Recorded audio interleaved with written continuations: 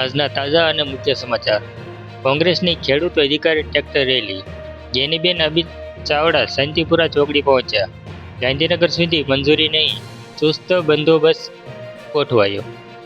96,000 કરોડની દેવા માફી અને મફત વીજળીની માંગ સાથે ખેડૂતોની ટ્રેક્ટર રેલી. ગુજરાતમાં ખેડૂતોના પડતર પ્રશ્નો અને અધિકારો માટે આજે 15 જૂન સોમવારે કોંગ્રેસ દ્વારા વિશાળ ખેડૂત સત્યાગ્રહ ટ્રેક્ટર રેલીનું આયોજન કરવામાં આવ્યું છે.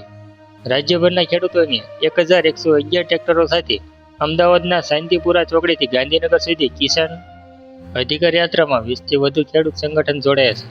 ગુજરાત કોંગ્રેસની ખેડૂત સત્યાગ્રહ ટ્રેક્ટર રેલીનું સંકલન સેવાદળના અધ્યક્ષ લાલજીભાઈ દેસાઈ, પાલ આંબલિયા, જયેશ પટેલ, મહેશ રાજકોટિયા અને જિગ્નેશ મેવાણી સંભાળી રહ્યા છે.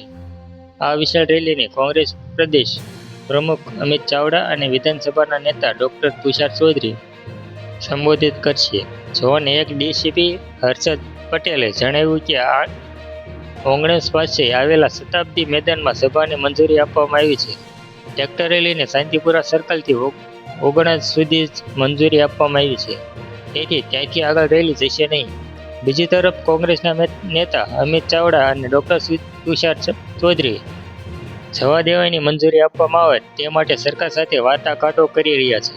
પ્રતિનિધિઓને બોલાવીને સરકાર રજૂઆત સાંભળે તે માટે ગુજરાત કોંગ્રેસનું પ્રદેશ નેતૃત્વ સરકાર સાથે વાતચીત કરી રહ્યું છે. અમદાવાદની શાંતિપુરા ચોકડી ખાતે સેંકડો ખેડૂતો ઉમટી પડ્યા છે. બધા એકસુરે પોતાની પડતર માંગણીઓ અને રજૂઆત કરે છે.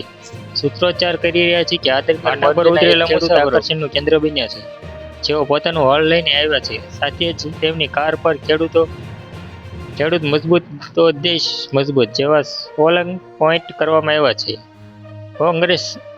કિસાન કોંગ્રેસના પ્રમુખ પાલ આંબલિયા વીજ કંપનીઓ સાથે નિશાન સાધતા કહ્યું કે ખાનગી કંપનીઓ પોલીસ રક્ષણ સાથે દાદાગીરીથી ખેડૂતોના ખેતરમાં ઘૂસીને તમામ નિયમો નેવે મૂકી પાવર લઈને નાખી રહી છે. ગુજરાત સરકારના મિનિસ્ટર, આઈએએસ અને આઈપીએસ ઓફિસરો બળજબરીથી ખેડૂતોના ખેતરમાં કંપનીની લાઈનો નખાવી રહ્યા છે. જો સરકાર ખેડૂતોની આ વેદના નહીં સમજે તો આગામી દિવસોમાં ગુજરાતમાં ખેડૂતો ધામા નાખશે અને સરકારને